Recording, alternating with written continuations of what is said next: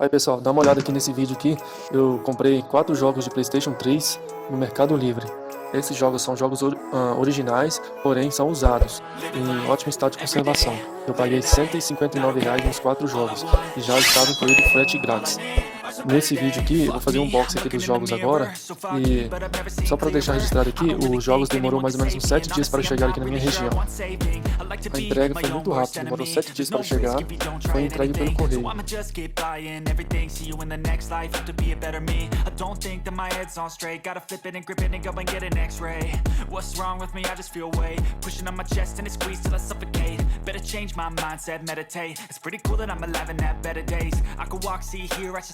Think I could change my mind, maybe elevate. Living life, every day, late at night, not okay. All I want, and I pray, all I need are some better days.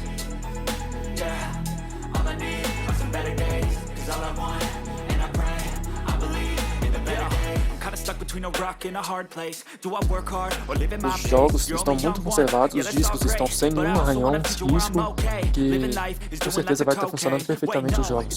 Como pode ver, alguns têm até um encarte manual junto. Foi uma ótima aquisição.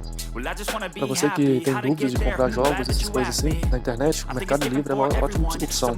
E antes de você finalizar a compra, você pode estar fazendo perguntas ao vendedor, tirando todas as suas dúvidas. E, infelizmente, eu não tenho o link não dessa loja, porque é um vendedor único, e como ele não vai ter mais produto, não adianta postar o link aqui na descrição do anúncio. Obrigado por assistir aí, comente aí abaixo aí se você gostou do vídeo, inscreva-se no canal e até a próxima.